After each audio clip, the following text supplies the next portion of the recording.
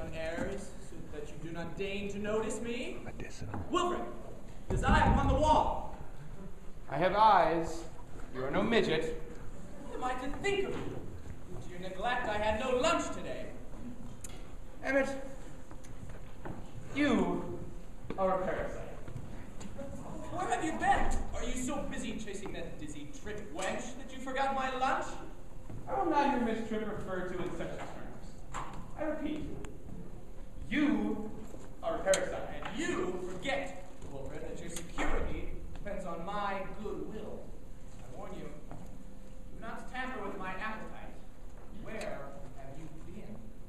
Though it is none of your business, I have been to the post office. In my hand, you will observe a package. I produced this package at the post office. Did that take all day? Since the package is presumed to have come from Tibet, it was necessary that I find a piece of paper with a proper cancelled stamp. You forget that there is a philatelist in residence here. I want to inquire as to the contents of this. Ah, yes. In this package, the potion of Twinks. Wilfred, you mean to say that you neglected my lunch in order to prepare your imaginary aphrodisiac? Your lunch is not important. Lunch? Not important? Which reminds me, Emmett, I have some chores for you to do. Chores? They are simple tasks. They won't tax your time or speed. Wilfred, something has happened to your mind. You have been acting like this since the time you offered to donate a live water buffalo to the Children's Museum. Then one thing after another. Remember the cure you had for baldness? You never ran so fast in my life. Remember the Hopi Indians with the 4 brains? I never ran so fast in my life. Yes, I got caught. Remember the bra with the little strings? I still think that will work. Nothing. Fantastic schemes have caused nothing but trouble. Emmett, I've decided to do something worthwhile. It has been said by a minor poet that the evil that men do lives after them. Emmett, I have decided to do some good for my fellow men. In the past, I've noticed that all the good you do has dire consequences for everybody but yourself. The people who live here are dead. They live in a world of dreams. One has alcoholic dreams. One dreams of the past. One dreams of faraway places. One dreams of the afterworld. And one, rather sensibly, dreams of getting out of here. But they are all dreams. I'm going to bring them back to life. And in the process, win your rooster. Do you really fancy that by giving them an imaginary potion, you'll make them younger? No, of course not. The potion is just a prop. I'll force them out of the mental rut there. The mind is the secret of youth. And these people's minds have tricked them into believing they are old. They've forgotten how to laugh and dance and sing and play upon a silver whistle. Their eyes can see no beauty. Their ears can hear no music. They've forgotten how to touch and taste and smell the wonders of the world. But most of all, they've forgotten the foolish little things that people do when they are young. They need to be reminded. I'm going to remind them, Emmett. I'm going to turn them inside out. Even if it kills them, which it probably will? Miss Tripp is a lovely woman, and she has kind feelings toward these people, but she does not understand their needs. Which reminds me that you seem to be growing very fond of her. May I remind you that so far in your life, you've been engaged to 5 women. I further remind you that it was I who extricated you from all 5 predicaments. Besides, I fear the Reverend doesn't approve. He likes her himself. The man is a monster. He should have been born a machine for making buttons rather than a man. He has no soul. He has no understanding. Wilfred, let's not stay here any longer. Let's be on our way to see what's over the top of the next hill. Now, about the chores, Emmett. For the 3rd and last time, your dog is not here. Kindly remove yourself from our wall. He's looking for an old white dog he claims is supposed to be here. I'm very glad to find you alone, Mr. Erwinter. I've been meaning to have a talk with you. An evening chat, Reverend. What could be more delightful? Mr. Erwinter, yes. I have noticed an attachment growing between you and Miss Tripp. An attachment, Reverend? Let us say she has become, well, interested in you. We find each other attractive, Reverend. Miss Tripp is a very likable young woman, Mr. Erwinter. I find the word likable to be inaccurate. She is a gorgeous woman, a luscious creature. I see. Miss Tripp has led a very sheltered life. Very sheltered. Too sheltered. Perhaps it may have been, but the fact remains that she has led a sheltered life. Sheltered in waste. A waste of desirable. Since we both agree that she has led a sheltered life, I'm sure we'll both agree that her judgment in matters of love may not be fully developed. Then we should make every effort to develop. We should find experience. Mr. Erwinter, you are an older man. You have lived your life. It's not fair to this young woman to encourage her in her foolish infatuation. Foolish infatuation? And why is it foolish? If it brings about her happiness, then surely it justifies itself. There can be no real happiness between an old man and a young woman. Oh. But if it were between a young man such as yourself, then it would be perfectly proper.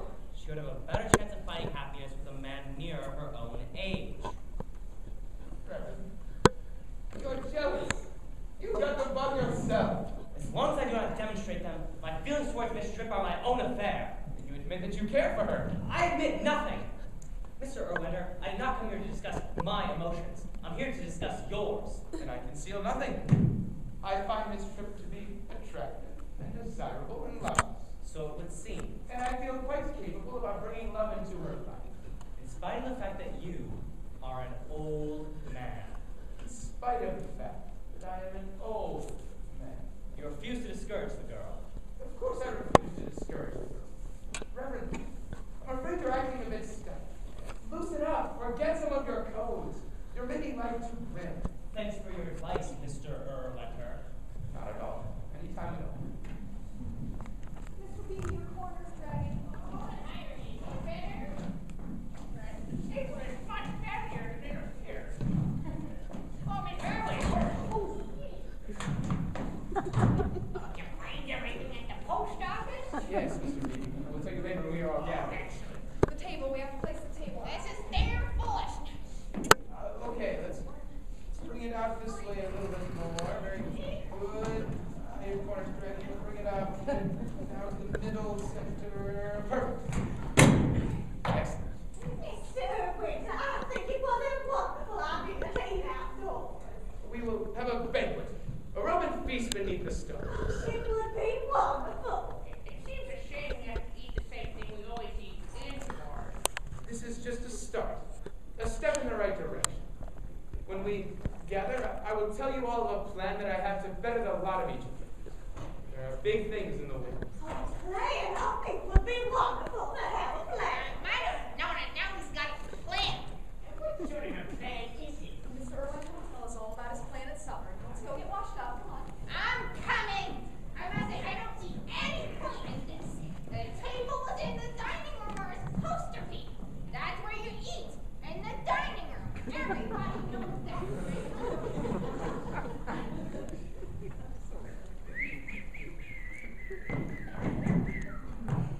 Now what? About the chores, Emmett. There are a few little things we can do to brighten up things. It's the least we can do for the kindness these people have shown us. I would like to hear a more detailed explanation of these chores. In order to help these people, it will take a slight amount of money, and I have conceived of a way to get it. We will have a church social, a bazaar. My dear Wilfred, people attending a church bazaar expect to find entertainment of some sort, and you have no way to entertain them. Church bazaars are made up of simple flowers. Do not worry.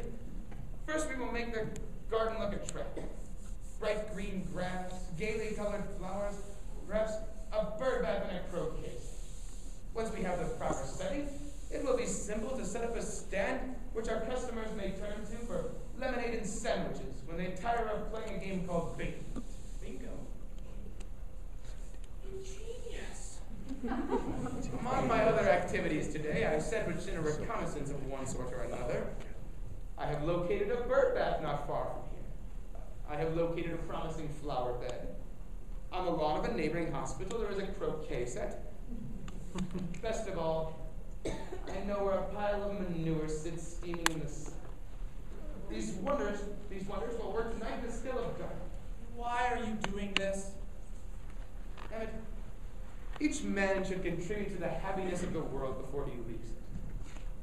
The BS. You're doing it, you're enamored of this trip, Winch. You're doing it for her. Listen, Emmett. Think of yourself at the end of the road. You sum things up and you ask yourself, why have I lived? What have I contributed? You've fallen in love. May I remind you that love holds hidden dangers. Love leads to marriage. Marriage leads to work. Work, of course, is living death. Think of it and be warned. Leave while you can still get away. The hospital is 2 blocks up the street. Get started and I'll meet you here later. No. No. No. No. No. No. No dinner, no croquet set. You are not cooperating. My price is food. Which will be delivered to you later. Can I trust your promise? My word is not to be questioned. Somebody's coming. Quick now. And my dinner? Will be delivered to you later. Go. But then the feast is almost upon us. I must go prepare myself. Everything all right at the post office? Later, Mr. Beebe, later. Mr. Irwin, a wonderful man. Just heaven, he has made so big a difference. Oh, he's so vibrant and alive. You know, I think it's the potion he takes. You really think so, Mr. Beebe? What else could it be? Yeah, I don't know. Do you think he takes it himself? Well, he couldn't have it. He hasn't had any. Oh, would you suppose he brought it back with him? He won't say so. I think he did. Oh, well, do you think he has it now? I think so. I'm not sure. I think so, though. I'd be afraid to try it. Oh, wouldn't you? No, I wouldn't be afraid at all. Oh, you wouldn't. You wouldn't dare. Yes, I would. You would? Sure, I'd try it in a second. Oh, but it might change you completely. Oh, you chase after younger girls and forget all about us ugly old people. Why, that isn't so. I chased right after you, Mrs. Sanford. Mr. Beebe. That's just what I do. I chase right after you. Oh, Mr. Beebe, I'll be frightened to death if you take that potion. Oh, I won't feel safe. Are you frozen in that position? Are you staring at the deep blue wells of her eyes, Mr. Beebe? Isn't it cozy? We were just laying the table. Until you Really? spoil it. Let's all do math. Let's chop a hole in the ice and go swimming. Isn't it fun to be young and giddy and gay? The boys just can't seem to let you alone. We're all going to be young again. Mr. Irwin's just going to make us all young. Well, perhaps Mrs. Hamner feels there isn't any hope in her case. Plus, listen to me, you baby blue-eyed crown.